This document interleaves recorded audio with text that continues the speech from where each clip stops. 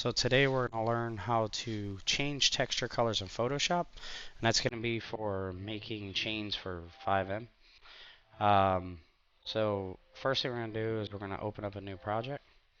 I like to go with a 1024 by 1024. I'm going to call it 10 by 20 or 1024 by 1024 for now on.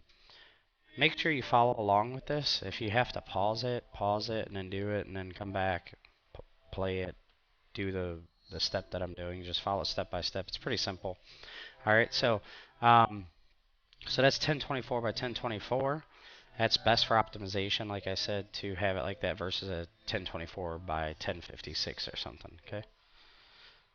Make sure these are always in pixels, not inches, because if you put it in inches, it's gonna be huge. All right. So first thing we're gonna do is then we're gonna go here. So let's say this is our we're going to drag our image in here. So this is our main. Click so it unselects it. Go to your next one. Let's go ahead and put some diamonds in here. Now the size of these don't matter, just the ultimate size of this. And if you're dragging off like this, it's not a big ordeal, okay? Try to make them smaller, but if you have to, it's not a big ordeal. Because your image is only going to be saved to inside this frame. And what we're essentially doing is you see like this color here, green, this color teal, this color blue, like those are all the same except for that color was changed, okay? And then let's say click off.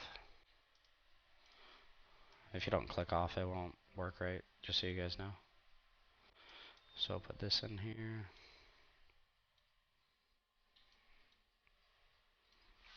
Alright, so if you look closely here, okay,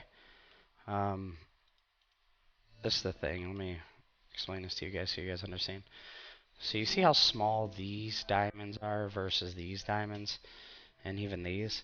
So whenever you make your chain, if you know you're going to put something big on here, like a pendant, if you make it really little, because you're putting a bunch of stuff on this one, what's going to happen is you'll see all these dots larger in your chain, like this. Okay? Versus if you make it, you know, whenever you're UV editing, if it's big, it'll look similar to that versus that.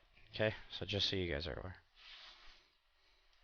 So first thing you're going to do is you're going to select your object selection tool, which they're calling it a rectangular marquee tool.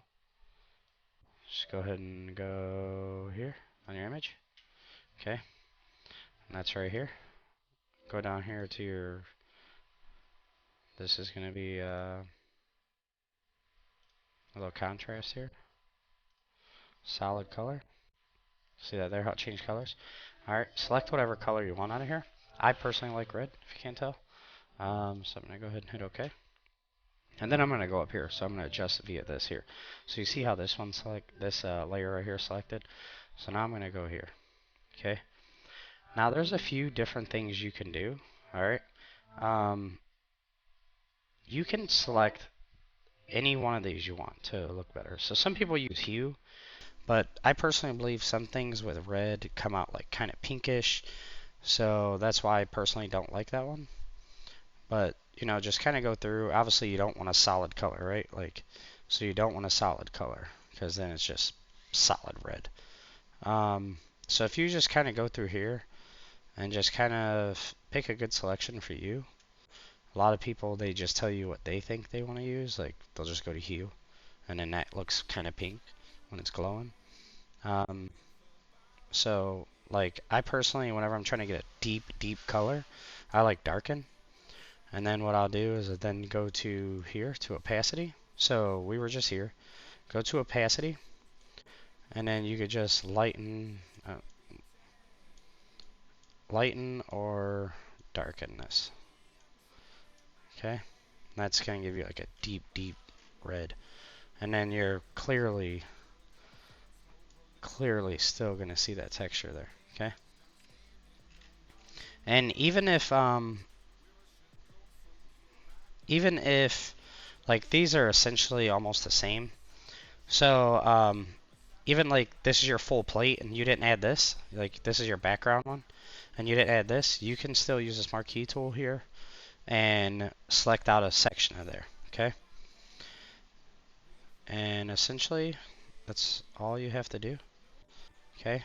Obviously, you can still see the texture just as well as over here. It all looks the same. It's all similar.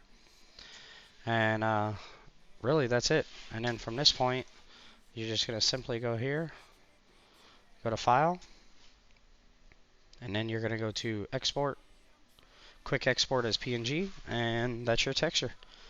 If you guys got any questions, go over to the support page, and then I'll be more than happy to help you out, or someone in the community will. All right, thanks. Have a good one.